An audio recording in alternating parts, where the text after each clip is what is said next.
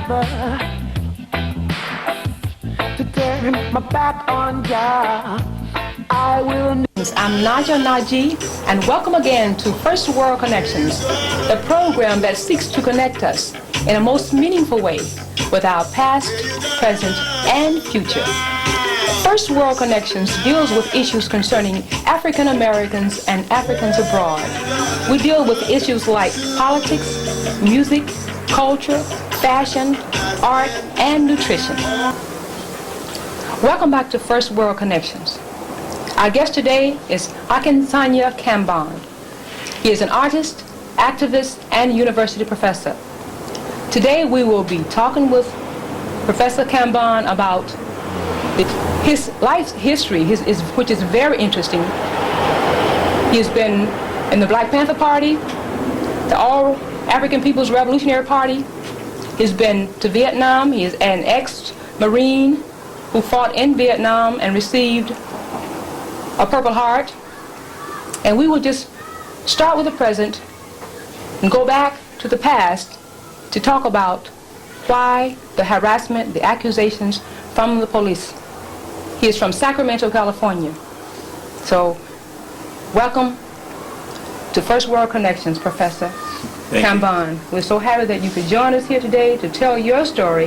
This is your forum to speak on the issues surrounding the trial. And let me point out that what's so unusual about the case is that he has been tried 3 times for the same charge. So tell us about that. Well, basically it's just a vendetta that the police in Sacramento have against myself because of my involvement in the Black Panther Party, because of the work that I did when I was in the Black Panther Party. The Black Panther Party coloring book, the illustrations and drawings that I did depicting police officers as pigs, and it's something that they are highly upset about. Also in 1970, I was arrested for the murder of a police officer in Sacramento, and myself and 7 other people were arrested. They held 4 of us, and they had a trial, and we were acquitted. With the acquittal, the police were highly upset, and they have been harassing all of us for the past 15 years. Now, the 4 people involved in what they're called the Oak Park 4, right? Yes, that's what the community called it. Okay, this happened 1970, right? 1970, yes. That was October 1970? It happened in May of 1970. Okay, the people involved, from my understanding and the information that I read, you all were very much involved in the community, trying to instill pride in the community. As my knowledge of the Black Panther Party in Los Angeles, they were involved in feeding the children and other programs to instill pride in them. Tell us about the Black Panther Party and your involvement in that. You were the Minister of Culture? I was the Lieutenant of Culture in the Sacramento chapter of the Black Panther Party. The Minister of Culture was Emory Douglas in Oakland, and I worked under Emory Douglas. I had one of the first assignments that I had after I did the Black Panther coloring book was to illustrate in cartoon form the party platform and program, the wants and beliefs of the Black Panther Party. And what I did is I took each point of the 10-point platform and program and I illustrated it, because the problem that we were having was that many of the people in the community could not read or write, and I could identify with this because I was in the same situation. Matter of fact, the Black Panther Party is where I learned how to read and write. And so what my job was to take illustrations and illustrate into drawings the party's wants and beliefs, so that the people in the community that could not read could understand them. Well, let's show the coloring book. It's right here? Yeah, this is the show the pictures Panther here. Coloring book. The Panther Coloring Book was basically a historical history, a pictorial history in cartoon form of events that started in Africa with Africans in Africa, and it dealt with the slave ships. But the first page of the coloring book, it says the Black Panther the black man in Africa had strong warriors and beautiful cities. The illustrations were not I did the illustrations, but there was another person that did the writing. On the second page, he goes on to say, the white man wanted the riches of the black man. They came with guns and force and took them. And basically what it is, it's a history book. And the bad guys are depicted as pigs. Or the police are, the oppressor is depicted as a pig. That's basically all it's stating. And it showed they come in with the guns and chains in the Bible. And that could be the good ship Jesus, John Hawkins' ship. Then it goes on to say, they made slaves of the beautiful black warriors and brought them to America. And you can see them getting off the slave ship. The next one would be, black mothers and fathers were taken from each other and sold off to the white man. And you can see them standing around with their weapons and separating the families, or destroying the family structure of African people. Nat Turner, a strong slave, showed the black man not to fear the white slave owners.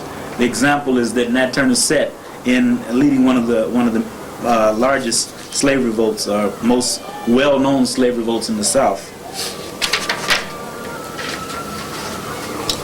The strong black man didn't like being a slave, so he fought the white man back. As the brothers in the fields rebelling against oppression of the slave master. Off the pig, beautiful black men. And there was a lot of emotion. There was a lot of emotion in the drawings. I was seriously involved in the feeling and how it must have felt to be a slave, and how a person really had to be psyched up to fight against slave masters, burn down plantations, and do all the things that the Africans had to do to fight against slavery. Then we move to the local black community and the oppression of the police department. Now, this is something that the police seriously got upset about. This is a pig. He tries to control black people, which is basically true. In our communities, we have the law enforcement officers. They don't act the same as they do in the European communities. And I think that the propaganda that's been shoved upon us since 1965, everything, most of the movies on television, have all been geared to show how nice and kind the police are, and all the wonderful things they do, how many little children they save, and how many old ladies they help across the street. In the African community, our relationship with the police department is very different. And the police, we don't see them as people that come to help and to serve and protect. They come to brutalize and to murder. These are the things that we're familiar with in the African community when we relate to the police department. The pig tries to protect the white stores in the black community that rob black people. And basically this is true. The law enforcement officers were basically there to protect the interests of the businessmen in the African community that exploited the people, sold us goods that were inferior at high prices, and then they took the money to the European community, or to the suburbs, as the cartoon illustrates.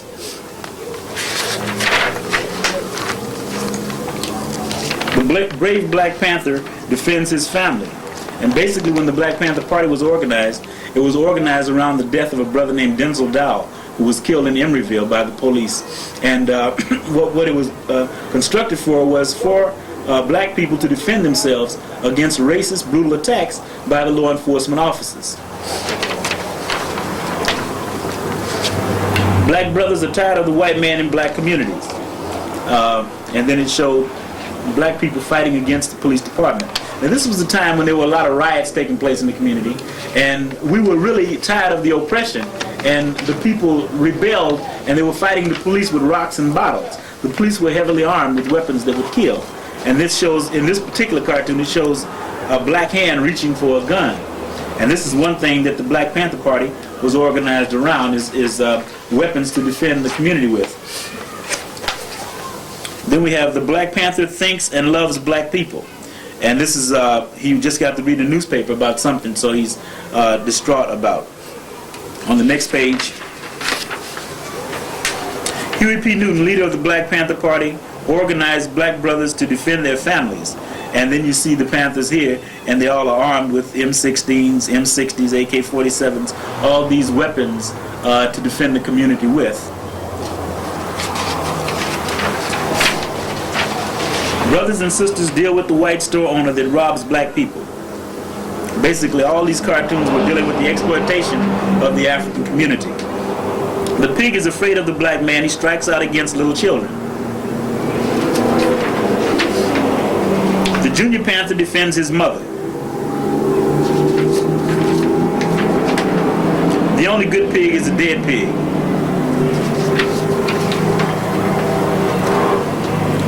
The black brothers protect black children. Beware of the pig, brothers and sisters. The pig is afraid of black children because they are brave warriors. The pig is running away from black people. Run, pig, run. Power rolls out of the barrel of a gun. And that's the last page in the coloring book.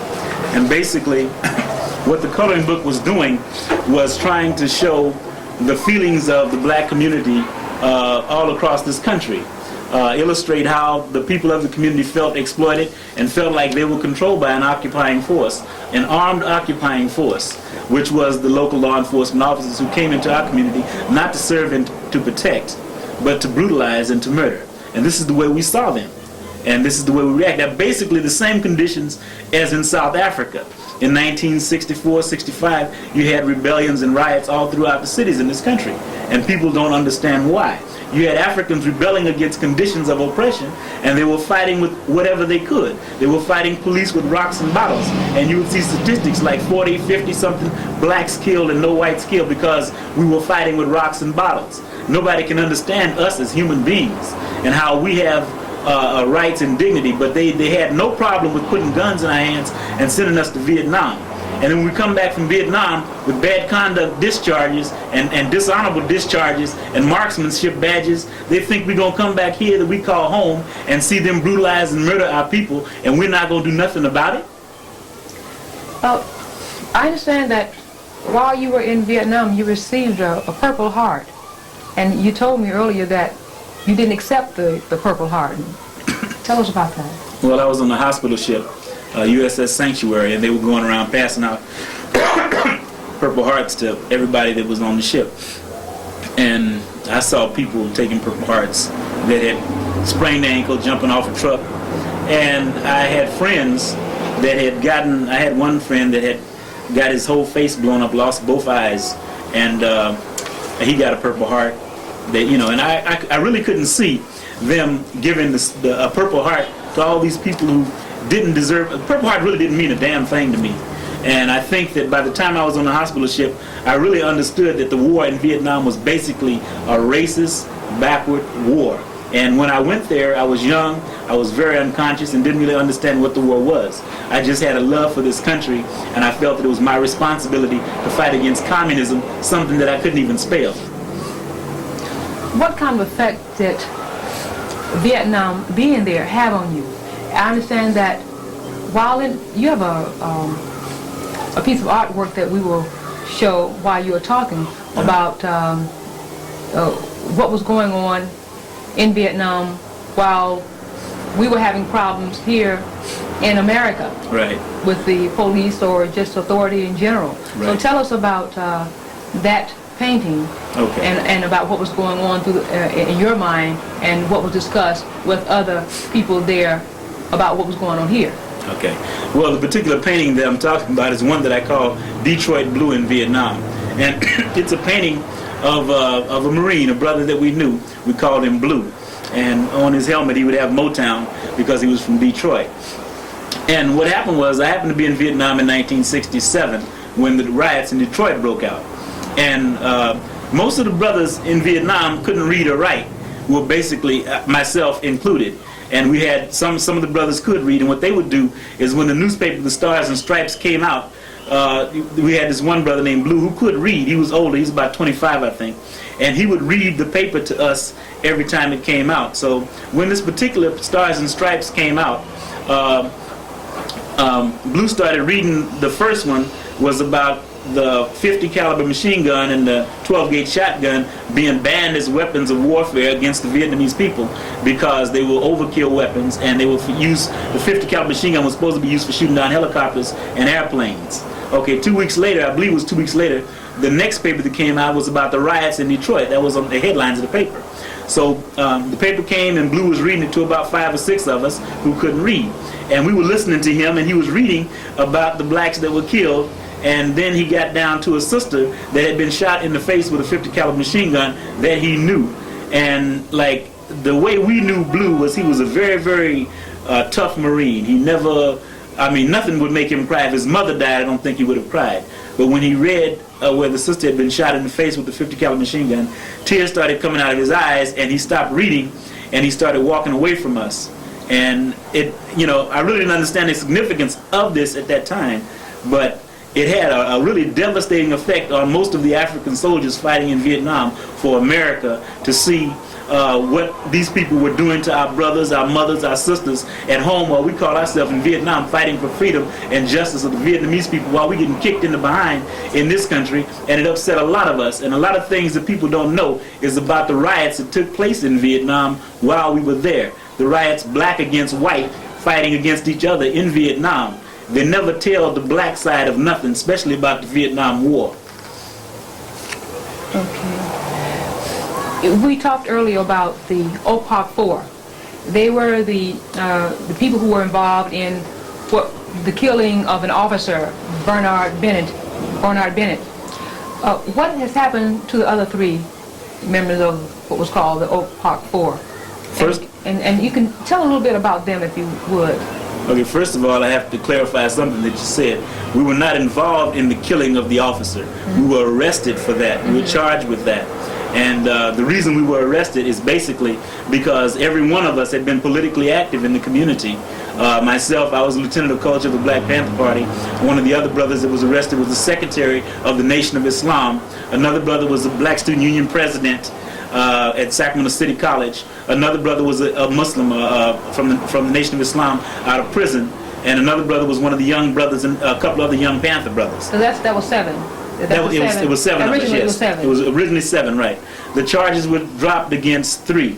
And they kept 4 of us for trial. And that was myself, Siriaco Cabrelas, Booker T. Cook, and another brother. And I won't mention his name because, you know, he's having no problems. He's changed his name, and they're not harassing him. And I don't want to bring no heat on him right now. But it was 4 of us, and we stayed in jail for about a year in solitary confinement with no bail.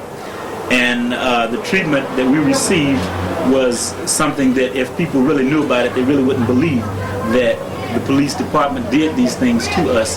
The charges were subsequently dropped. They dismissed charges because they found out that the police had coerced witnesses. They had offered witnesses $5,000 and safe conduct to Chicago if they would testify against us. The charges were fabricated by the police, the same as the charges that I'm confronted with right now in 1985. Okay, so tell us about, well, before we come to 1985 and the charges that you're being faced with right now, you mentioned something about the Boy Scouting, your experience with one particular official in the Boy Scout. I think that's very significant. Tell our viewers about that incident, because some of us have experienced maybe not as severe and some as severe as that. But I do want people to hear about your experience. Okay, at this time I was 12 years old, and I lived in the projects in Sacramento called CV Circle. And we were like, me and about 5 of my friends, we wanted to join the Boy Scouts. Well, I didn't know that the Boy Scouts was for white only. I didn't know that. I was 12, and I thought that the Boy Scouts of America was something for everybody. So they allowed us to come to the Boy Scout meetings. We didn't have the money to buy the uniforms, the ties and pants and the shirts and the hats and all that stuff. So we had to go in our regular clothes. I think that we might have embarrassed the rest of the Boy Scouts because we didn't have the uniforms. They had a meeting at Jedediah Smith Elementary School in the cafeteria, the auditorium of the cafeteria, and it must have been about 200 or 300 Boy Scouts there. They had a big, one of the big men in the Boy Scouts from Arkansas. I forget the man's name, but he was a very, very large man. Looked like he weighed about 200 or 300, about 300 pounds, I guess. He's a very large man, and he came to speak, and he was giving a demonstration on knot tying. And we sat there and we watched, you know, them tying all these different knots. And I was 12 years old at the time, And I watched this man. He said that he was going to show us how to tie a knot that we were never supposed to tie because the knot is illegal. But he was going to give us a demonstration on how to tie the knot. So he sat there and he tied this hangman's noose with 13 loops in it, and I'm watching intently, and I watched everything that he did. I was really enthusiastic about the Boy Scouts. And then after he tied the knot, he said he was going to show what the knot was used for. And me and my little 5 friends were sitting in the back, and he comes in the back and he grabs me by my little arm and takes me up to the front. He puts the noose around my neck and slipped it tight and started choking me and lifted me up off the floor and held me up, showing everybody what the noose was used for. He choked me and I couldn't breathe. I started crying. And then finally he let me down, took the rope off my neck, and I left. I went home crying.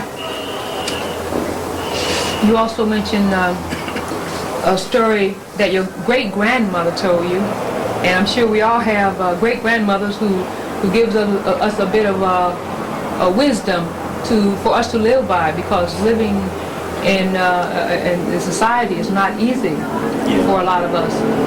So tell us about that too.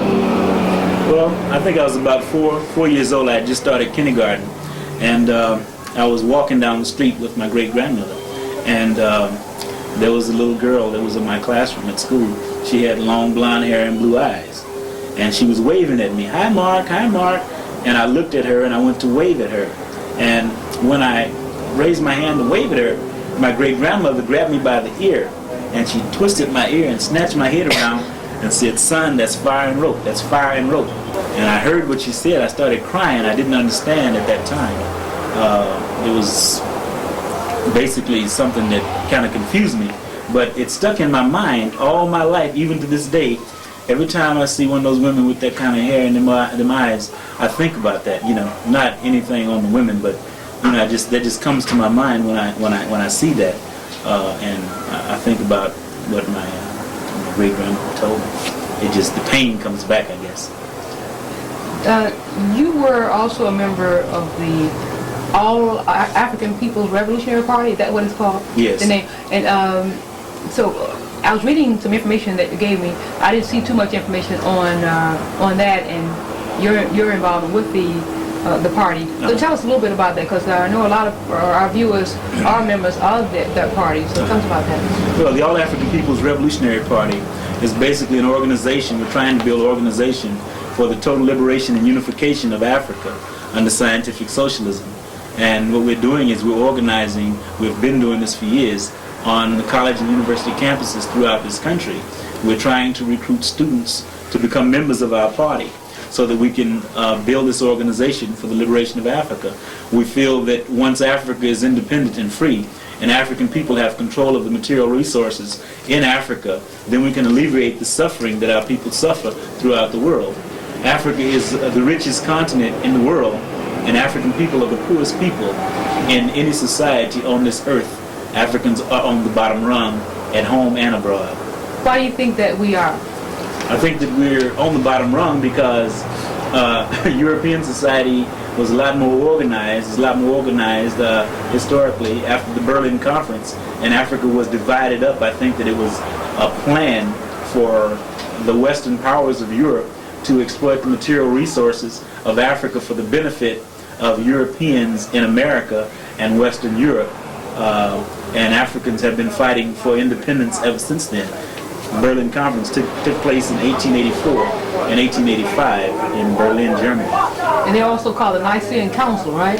You know, do you think that, I'm wondering, how could people feel that they can keep another group of people oppressed and them not want to fight back? It just doesn't seem like people with so much knowledge it seems like they would think of a plan, a better plan for all people to enjoy the riches on earth, rather than a certain segment of people enjoying it. No one wants anybody's foot on their neck. So I had a guest on about a few months ago. He said that you shoot them now, and years and centuries later, they're going to come back and shoot you.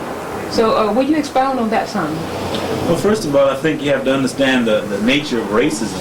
And I think that racism kind of dominates and rules the application of everything in this society. And Europeans, the majority of Europeans, especially in this country, are affected by racism just as we are. Now, I say that the majority of them don't understand racism. I had to do an in-depth study on racism because I was accused of being a racist after the coloring book. Everybody was attacking me as being a racist. They called the book the racist coloring book. And I had to kind of search within myself because I didn't want to be equated with members of the Ku Klux Klan or organizations like that. And I didn't like being called a racist. I think that to be a racist, one has to have a pure race philosophy. African people have never had that. I think to be a racist, one also has to be in control or able to effectuate someone's life. African people have never had that. I think that racism basically was institutionalized during the Triangle Trade to justify to other Europeans who were not racist that slavery was legitimate. It was a legitimate practice. And Europeans who held slaves had to make this okay to other Europeans who didn't. They had to make it look like Africans were subhuman or inferior. Now, if you succumb to the theory that Africans are subhuman, that you're a superior race, I think that it's very easy to understand how you'll feel that God put you here as an omnipotent administrator to run everything and everyone else be subjugated to you throughout the world. And basically this is what Europeans have done, Western Europeans have done in Asia, Africa, and South America, and they are still doing these things at this point in time in history. Interesting. I'd like to thank you for joining us here on First World Connections. Join us again next week. I leave you, as I leave you every week, with the words of our ancestors, know thyself. In the schools of death, at the classes, oh Lord, all over me. Would I know that must come for me to live alone? Oh Lord, oh freedom, for the old and the young, oh freedom, for generations to come. Stretch forth your wings and lift out our unto Jah, oh Africa.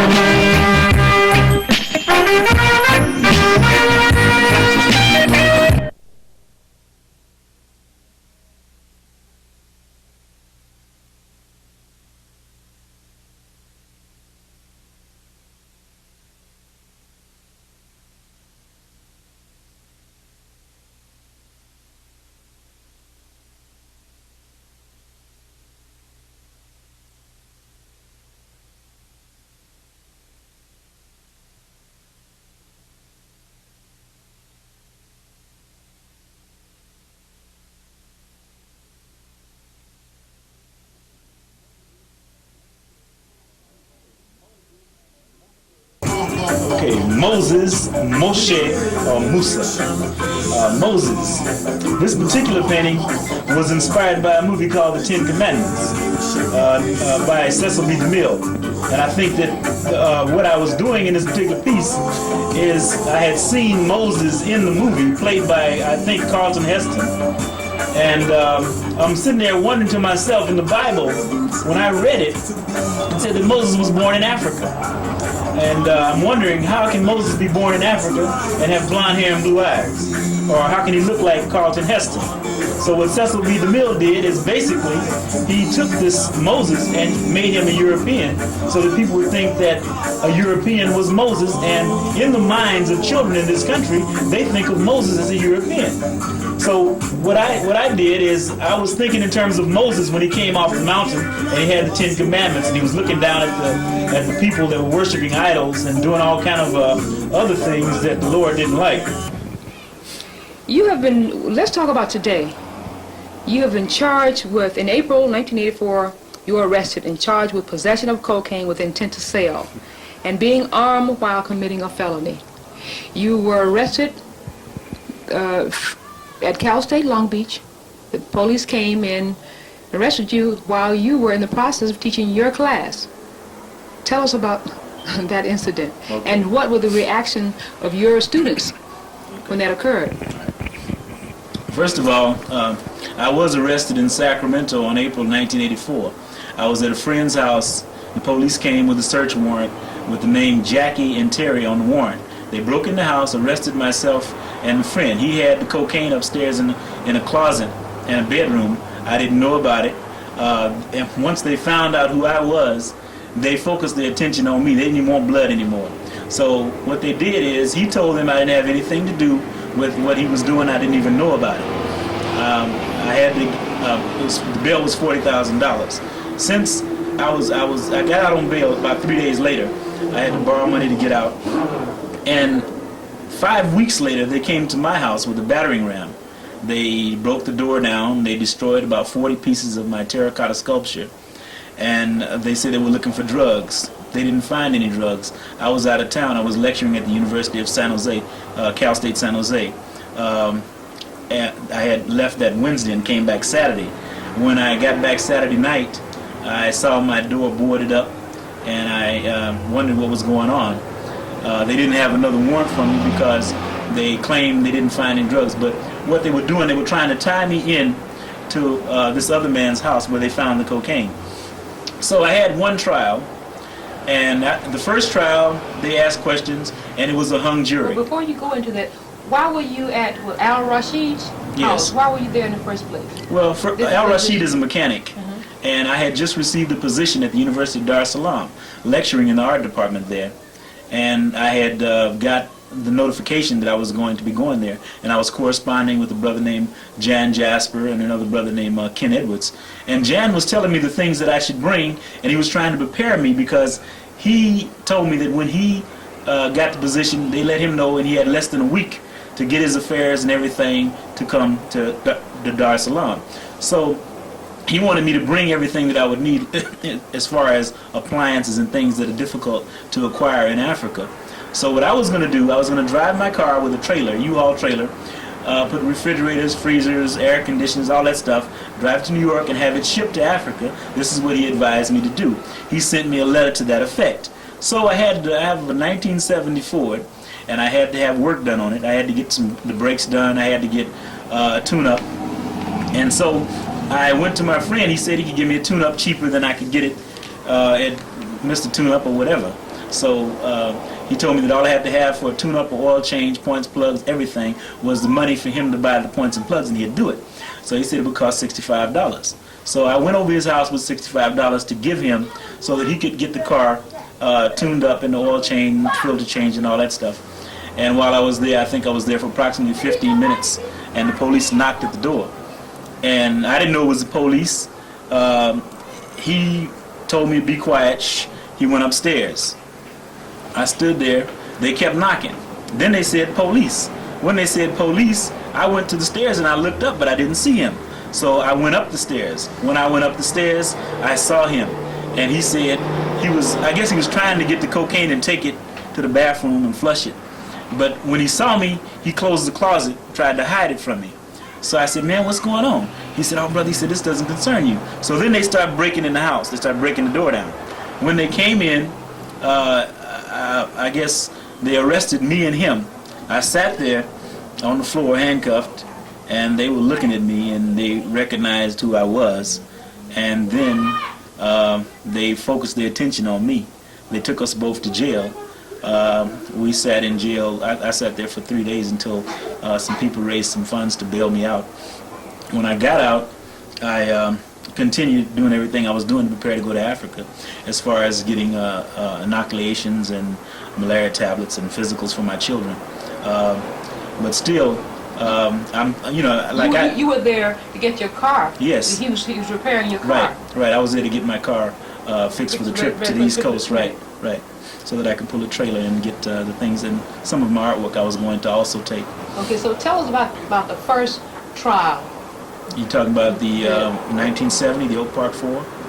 Yes. Okay.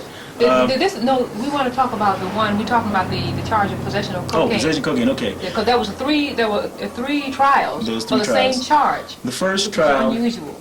The first trial, during the first trial, I was basically in the dark. I didn't really know what was going on. I didn't think that they even really had a strong case on me. The brother pleaded guilty, and they gave him 10 months in jail. This was the one selling the... The one whose house it was, yes. Right. He pleaded guilty, and he testified in the first trial. He came and he testified that I was just there to get my car fixed. Yes. Same thing that I said. And the police came in, and their stories was conflicting. And they was asking me questions, and then there was a hung jury, 8-4. There were one sister on the jury, and 3 white people voted for not guilty. All the rest of the white people voted guilty. Then they had another trial. They said, well, we didn't get him this time, we'll do it again. So they had another trial. This trial lasted 3 weeks. I noticed in this trial the police had their story a little more together as far as time and all this stuff. They came in this time, but this time there were 3 Africans on the jury, 1 Mexican, and the rest were Europeans. This jury came back hung 8-4 again. The 3 Africans and the Mexican against the rest Europeans that voted guilty. I mean, anybody who thinks that in this country Africans can receive a fair and impartial trial being tried by European juries is insane. I think that that's ridiculous for anybody to even assume that. Europeans sit there and they say how fair they can be, and they're racist to the core. So the third trial, they were going to make sure there wasn't no Africans on the jury. So this third trial took place last October. But during the second trial, the DA had a paper, and he was reading stuff. Did I say such and such and such? And he said, you asked me questions. This is October 1985. No, this is the second trial now. Okay. It's the second trial. This is before October 85. This is in 85 though. And he says, so what they did is he got a perjury charge out of that. Said that something I said in the other trial wasn't the same as I said in the first trial. So that's perjury. So they charged me with perjury. Well, I left there and I come back to my classroom here at Cal State Long Beach, and I was supposed to be arrested for the perjury charge. So what they did is they sent the police here to Cal State Long Beach to arrest me on a perjury warrant, but the Judge Ransom had written on the warrant, I have it right here, I can even show it to you if you want to see it. It says, defendant may be released on his signed promise to appear. I saw it, yes. They came and they arrested me in front of my students. I had about 85 students. The students, my classroom was so full, there were students sitting out in the hall. The students in the hall saw him come up, and they shot a kite to me in the front of the classroom, and I read it, and it said, Brother Akinsanya, there's white men out here, they're asking questions about you. I think they're the police. What do you want us to do, brother? I said, oh my God. I said, brothers, please don't do nothing. Just let me deal with this. So they came into the classroom. The students didn't want to leave after class. They stayed around. These were campus police? These was campus police. Plain clothes? Plain clothes. They said I was under arrest, and they showed me the warrant, and they said they were just going to take me over to the campus office, police office, and book me and release me. I said, okay. I told the students, I said, okay, I let brother take my bag, and then I went with the police. They put me in the car. We rode over to the police thing on campus. When they got me there, they punched the computer, and they said that they couldn't release me because they had a warrant for a traffic ticket. I said, the traffic ticket? I said, what are you talking about? They said, traffic ticket I got in Newhall. Traffic ticket 1984, I received in Newhall. I paid it through my Visa card. I got documentation of that. I told the police, I said, look, I said, I paid the ticket. It was $70. They said, you didn't pay it. It has a warrant here for $171 for you for this ticket. I said, that's incorrect. I said, I have proof that I paid the ticket in my car, in my bag. I said, I can go and get it. They said, we can't let you go get it. We got to take you to Lakewood. They took me to Lakewood, and they kept me there overnight. And the next morning, the sheriff's department, LA Sheriff's Department, came and got me. They chained me up. The officer, I mean, I didn't think that the police were basically as organized as they are from Sacramento to LA. They put the chains on my wrist, and I asked the man, I said, the chains are kind of tight. Could you loosen them? He said, oh, they're too tight, huh? I'll fix that. And he tightened them up more. So my hand started bleeding, and they swelled up. And they put me in the bus. I looked at him after he did that. I said, well, thank you very much. That feels a lot better. So they took me to jail. So I understand that the police are basically in cahoots all throughout the state. So when I got to jail, I was beat, I was hit, I was pushed around, I was harassed. They wouldn't let me out of jail. They kept me in jail for 7 days. People raised money to bail me out, even though I was supposed to be let out on my OR. They even took me to Newhall. What's your OR? On recognizance, a signed promise to appear. They took me to Newhall. I sat in Newhall. They brought a public defender in. This is 6 days later. I'm in Newhall, and they said, "How do you plead?" I said, "I'm not guilty." They said, "Well, if you're not guilty, we're going to have to take you back to jail. You can't get out." I said, "Well, look," I said, "I paid the ticket. I have proof of it back in Long Beach." He said, "Well, we can't let you out unless you plead guilty." I said, "Well, I'm not guilty, though." He said, "Well, take him back to jail." I said, wait a minute. I said, "Look," I said, "Okay, I'll plead guilty." So they said, "Okay, you plead guilty. The judge is going to give you time served because you've been in jail 7 days, so he'll give you time served." So I said, "All right, whatever." So I went there and I pleaded guilty, and the judge said, "Okay, I can go back to jail and get released." So I went back to jail. I stayed in the holding tank until the next morning. I stayed there all night, and then I got out at 6 o'clock the next morning, tried to get on the bus and get back to class because I had a class that Wednesday morning. So I made it to class just in time, and that's basically what happened on that. Why are you going back to Sacramento now? For sentencing. For sentencing. Right. So when will you be going back to Sacramento? Well, I have to go back to Sacramento. I'll probably be leaving tonight because it was supposed to, now my attorney didn't tell me this, I was supposed to report to the probation department so they could make a recommendation to the court so the judge would know what kind of sentence, I don't know what they're talking about, but some kind of way I was supposed to go to the probation department, and I didn't do it. So the probation department is going to recommend that they remand me into custody because I didn't come for them to make their report. So that's what I'm supposed to be going back for tonight. And I guess I'll see them Monday, I imagine. And then I have to also go for the perjury charge on the 19th. So did the community, the African American community, turn out for your trial during the first 3 trials that for the possession of cocaine? And who were some of the people in the community? I understand that some of them were prominent members of the community. Who were they? You can just give their title. You don't have to give the name if you don't want. Okay, there were like university professors, doctors, the head of the public defender's office in Sacramento. He also testified in my behalf because I have been knowing him for about 15 years, and he's been to my art exhibits. He also is familiar with my work and the position that I take on drugs and everything, so he testified for me too. Then also professors at City College at Cal State Sacramento, professors from Cal State Long Beach, also members that work for the legislature and the Senate, people that work in the Capitol. They all testified in my behalf. And the only witnesses against me were basically police officers. And the ones they had paid informant. Oh, they had one sister that was a paid informant. She testified also against me. I had never seen a woman before in my life. She said that she had been in my house, and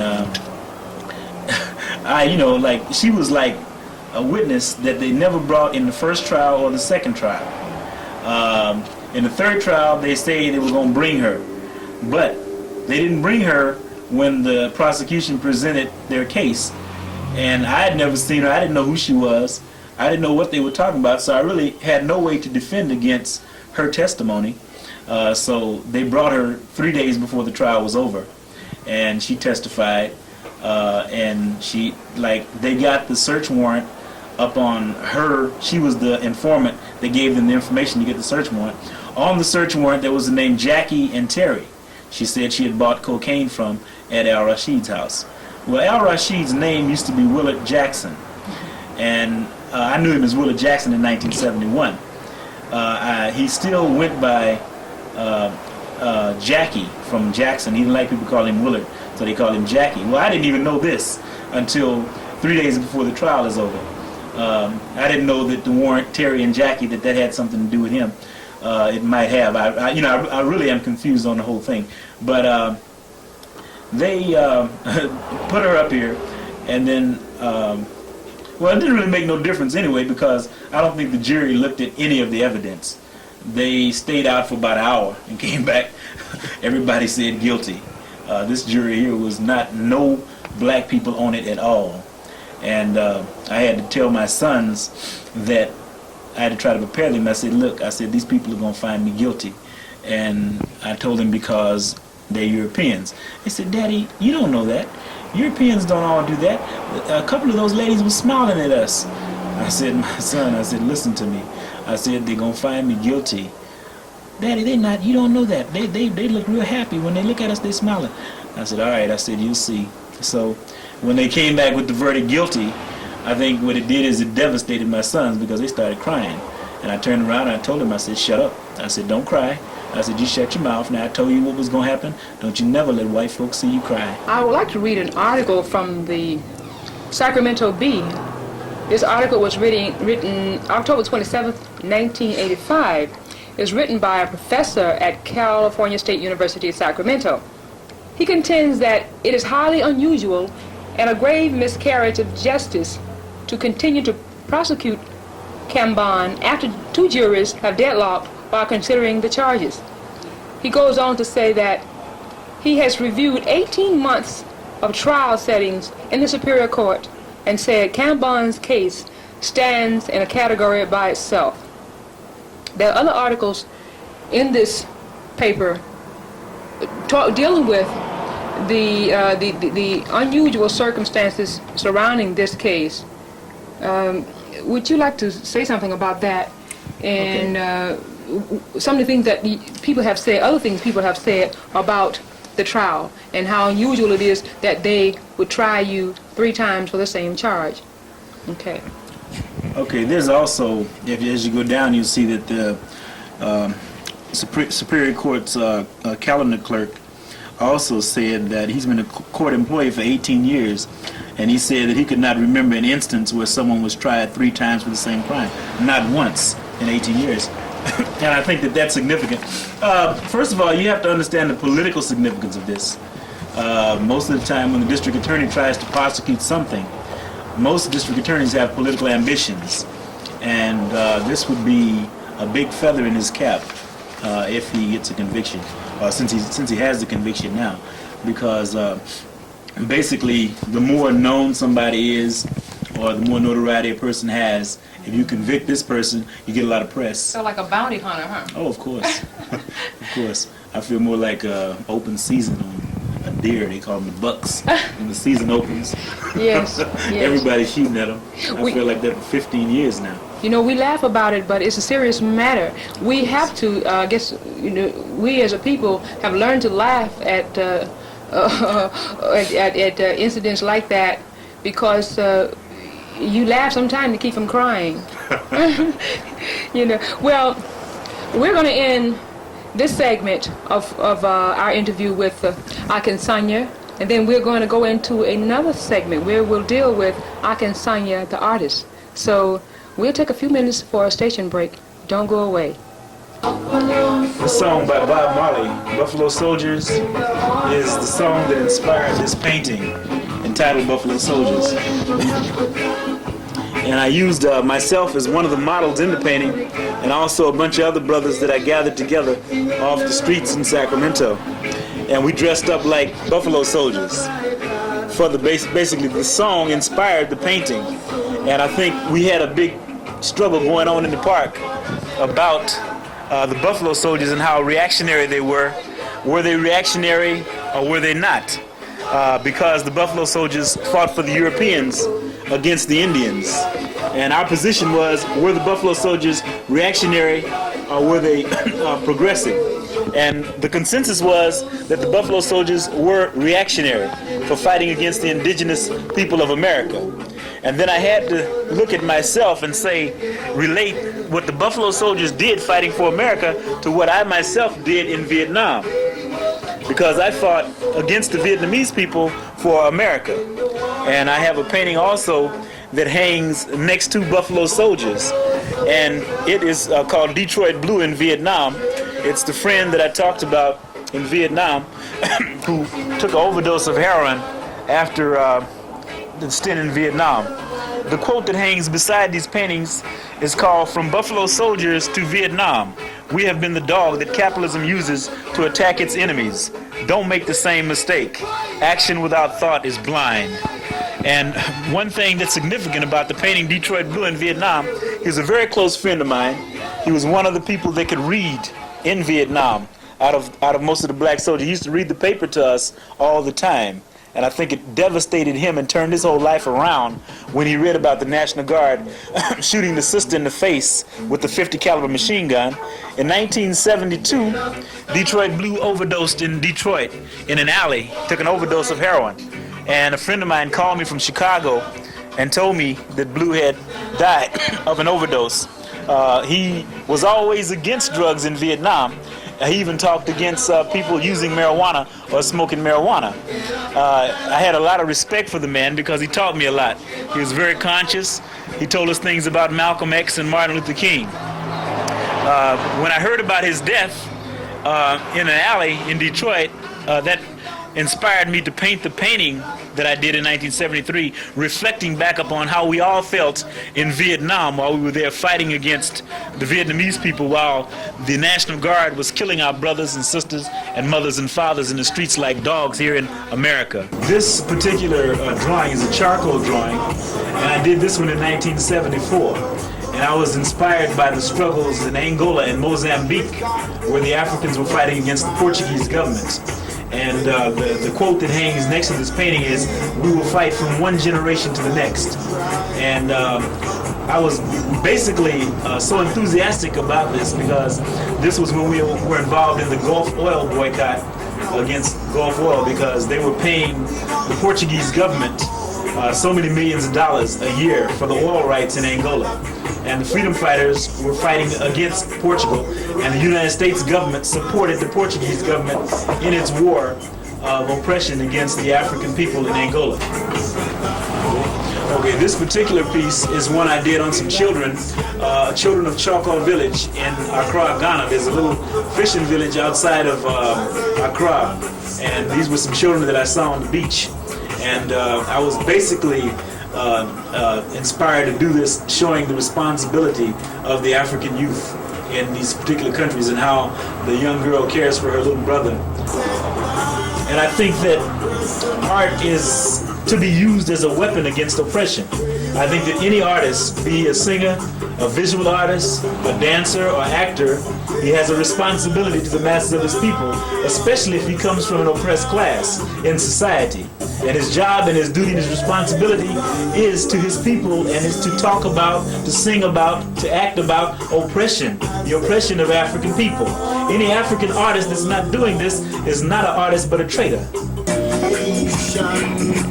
You don't want to be nice, so everything is fine. Okay. This particular painting is of some Muslims in Nigeria. And these Muslims are basically united under the religion of Islam. They're from different tribal backgrounds, and you can look in the face and see the tribal scars. The tribal markings show that they're from different tribes, they're from different areas of Africa, but they're united under the religion of Islam. When you look at the scars in the face and the different skin tones, you have one from the basic blue-black to a brown to a red-brown. And that's one thing that I was trying to show. And I had the title of the painting is called Hatari. Okay. This particular painting is called The Hole in the Wall. This is a segment of the African community in Fresno where a lot of the brothers hang out and shoot craps. And I did this painting in 1973, and the painting was inspired by a quote from Malcolm X, and the quote goes like this: "The social philosophy of black nationalism only means that we have to get together and remove the evils, the vices, the alcoholism, the drug addiction, and other evils that are destroying the moral fiber of our community." That's a quote by Malcolm X. And when I read the quote, I would go to the area where a lot of these things are taking place, and this inspired me to make this statement of using this particular scene as a statement. And I found that the paintings do work, because I've seen people that have looked at the paintings who would be in that particular scene and they wouldn't even see what was going on or what was taking place, and how negative it is just to be spending every day of your life at a place like the Hole in the Wall or the Log, where just Africans hang out, talk, shoot crabs, and drink wine. Okay, this particular piece is a terracotta sculpture, and it's called the King of the Sudan. He's an African king of the Sudan, and he has the look in his face of a mighty warrior. And the strange thing about this is when I took all these paintings to court, the Europeans on the jury, they felt threatened by them when they looked at them. I think that the spirit that the artwork produced sort of fear in the jury and put them on the defensive. And you can look at the painting and you can see the coloration that's done from iron oxide. Before it's fired, the iron oxide is applied, and then when it's fired, it's supposed to give like a shaded effect. The cracks here are things that were done by the Sacramento Police Department. Is a piece of also terracotta, but this is in the primary stages of it. This is when I just started I completed it, and then I had it bisque fired. This is after the bisque firing, comes out and looks kind of pink. And if you notice here, I did a lot of African symbols. This is the Bambara, the male gazelle, with the erect penis. That's a symbol of fertility. Then also you have the crocodile here, that is a symbol of courage and strength. And on the other side that you can't see, there's the female gazelle with the baby on its back. And also for beauty purposes, the neck is exaggerated and it's extended, because in a lot of African societies, a long neck is a symbol of beauty. And what you do is you exaggerate the length of the neck to emphasize the beauty. In some societies, they'll even take rings and place them on the neck to stretch the neck to make it longer, to make the person more beautiful. The jaw, the head held high, is a symbol of pride. The head shape, the shape of the head in the back here, where the head is long.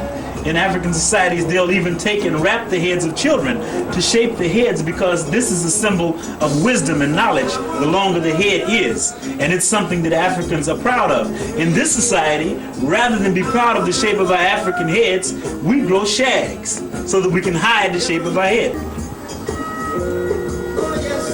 There's African king and African queen. And this brother has the tribal scars in his face, as you can see. And he also has the crown on.